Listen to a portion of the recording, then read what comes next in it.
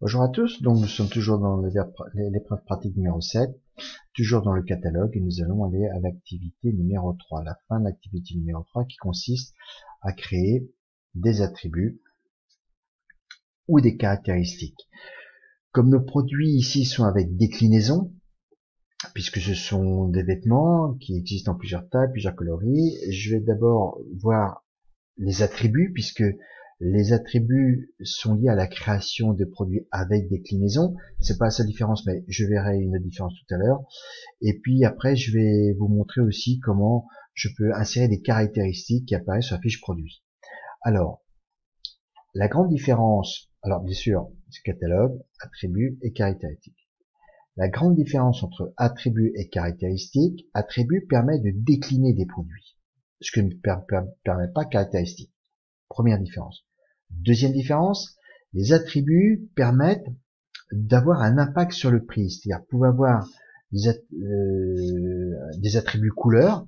Et par exemple, si vous vendez une couleur de robe rouge, vous pouvez mettre un impact sur le prix de cette robe qui est en rouge, parce qu'elle coûte plus cher, ou moins cher, peu importe. C'est-à-dire que les caractéristiques n'ont pas d'impact sur le prix. Voilà les deux grandes différences. Nous créons des produits avec déclinaison. Donc, nous allons créer d'abord des attributs. Vous pouvez voir que PrestaShop a déjà créé des attributs par défaut. Je vais en prendre, voilà, je vais en voir deux. Ici, j'ai les couleurs. Voilà. On peut voir ici, si je fais modifier, ça se présente comme ceci. Donc, le nom couleur, le nom public couleur, l'URL, je peux mettre couleur. Ici, je peux mettre, je vous conseille toujours de remplir la balistique, c'est couleur des vêtements,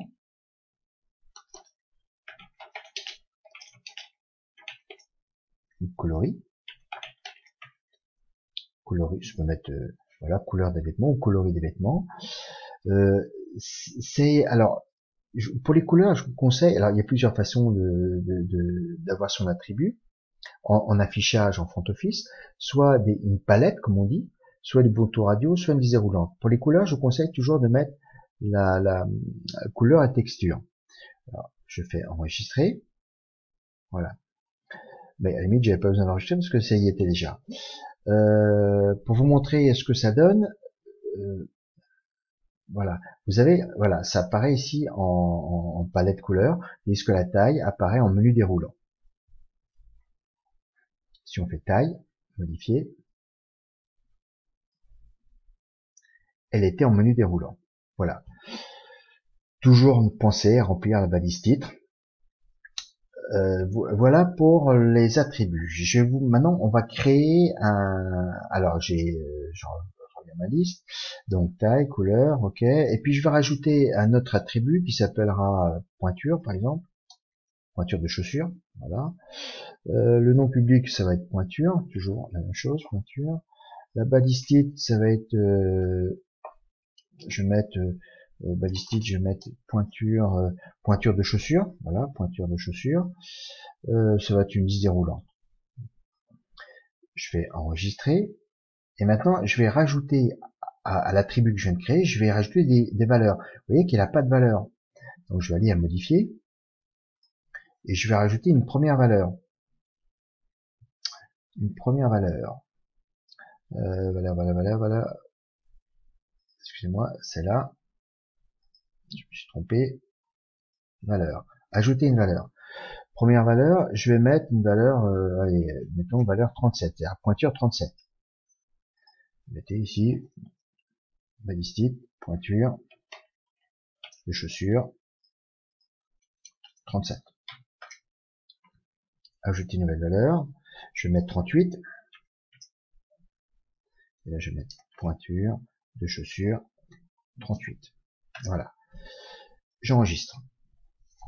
Alors, quel est l'impact maintenant sur la création des produits? Si je crée un produit,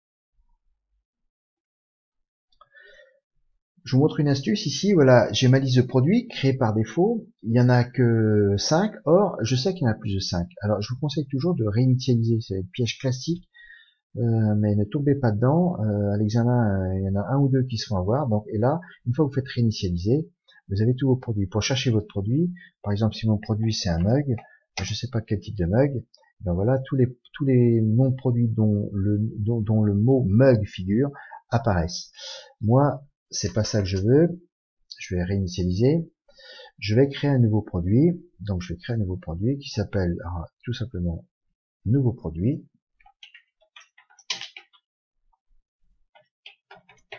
Voilà. C'est un produit avec déclinaison.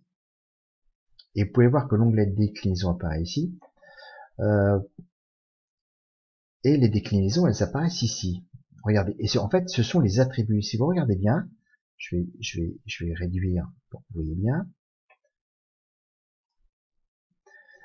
Couleur, dimension, taille, type de papier, pointure. Si vous regardez bien, j'ouvre un nouvel onglet. Ce sont bien les attributs. Voilà.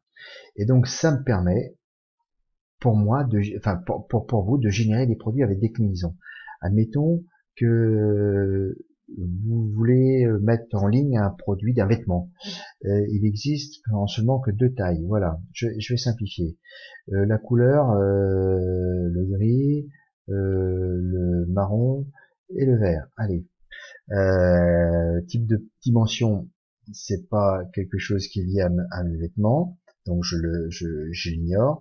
Type de papier, c'est pas un élément qui est lié à mon vêtement. La pointure, c'est pour les chaussures, c'est pas lié à mon vêtement. Je génère, et vous pouvez voir que je vais générer 4 produits. Voilà. Et vous pouvez voir ici impact sur le prix, c'est-à-dire voilà, vous avez décliné un produit parce que vous avez des attributs, et ces attributs peuvent avoir un impact sur le prix, en plus ou moins. Quand il n'y a rien, 0,0, c'est-à-dire il n'y a pas d'impact. Mais si vous voulez créer un impact sur le prix, bien sûr, vous mettez, par exemple ici, je vais mettre un impact de 20 euros, 10 euros hors taxe. Voilà. Bien sûr, je fais enregistrer. Je vais le mettre en ligne pour que vous voyez. Bien sûr, il faut que je crée déjà un produit de base, un prix de base. Admettons que mon produit coûte 20 euros TTC. 20 euros TTC, voilà. Je vais mettre des quantités parce que autrement ça va pas fonctionner. Des quantités, je vais mettre 10, 10, 10, 10. Voilà. Voilà. Alors, c'est bien la couleur taille S, couleur gris. Je peux passer en privilégié. Je visualise. Excusez-moi. Je suis en back. Je vais plutôt passer en front. Voilà. Mon nouveau produit, il est ici, bien sûr. Il n'y a pas d'image. Voilà. La palette de couleurs, elle apparaît bien là. La lisière roulante, elle apparaît là. Et je crois que, je crois que c'était bien S gris. S gris. S gris. 32 euros. C'était un prix de base de 20 euros, plus 10 hors taxe, ça fait 30, mais les 10 hors taxe, il faut qu'ils basculent en TTC, 10 en TTC c'est 12, donc c'est bien 20 plus 12, c'est bien ça, et si voilà, c'est bien 32 euros, et si je prends une autre couleur, vert, elle retombe à 20 euros TTC, logique, il n'y a pas d'impact sur la taille S en vert. Par contre, si je mets bien gris, taille S, mon prix passe à 32. Voilà, ce qu'il faut que vous reteniez, vous, c'est que un attribut a un impact sur le prix, on peut lui donner un impact sur le prix, et ça permet de décliner des produits en 3 coloris et en plusieurs tailles. Voilà pour les attributs. Maintenant, je passe au, je vais passer ici, voilà. Je passe aux caractéristiques. Je vais créer les caractéristiques. Il y en a qui existent par défaut, mais je vais en créer une. Je vais créer mon produit est lavable en machine, admettons. Voilà. J'ai marqué vêtements ou conditions. Je sais plus. Voilà. Conditions pour laver en machine. Je vais, voilà, j'enregistre. Je vais ajouter une valeur. Donc je vais aller parce qu'il n'y a pas de valeur, 0. Je vais donc, admettons que la valeur, je me suis trompé, je recommence, il faut que je clique bien ici, voilà. Je rajoute une valeur. Je vais ajouter valeur ne pas laver en machine.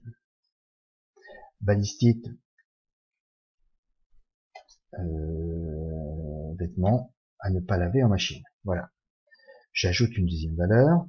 Je vais mettre 40 degrés. Admettons, 40 degrés. Et là, je mets vêtements lavables à 40 degrés. J'enregistre. Je vais à mon nouveau produit. Alors, comme je vais à mon nouveau produit, comment je fais en sorte que cette caractéristique qui n'a pas d'impact sur le prix apparaisse sur la fiche produit? Tout simplement, je vais là, ajoute, choisissez une caractéristique. Je vais prendre celle condition lavable, elle n'apparaît pas. Pourquoi elle n'apparaît pas? Lavable en machine. Ok. Je vais réutiliser peut-être.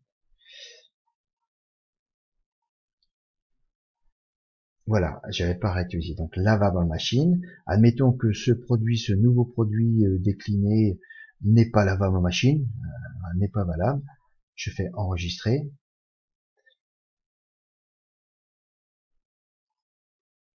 Je sais pas pourquoi. Voilà. Machine, voilà. Voilà. J'enregistre. Ok. Livraison. Livraison. Je vais ignorer ça. Et je vais donc regarder en front office ce que ça donne. J'ai un souci. Pourquoi j'ai un souci? Livraison. Pourquoi j'ai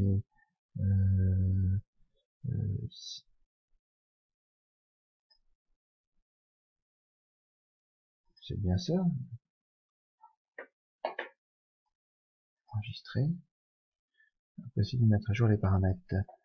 This value. Mention des paquets. Pourquoi?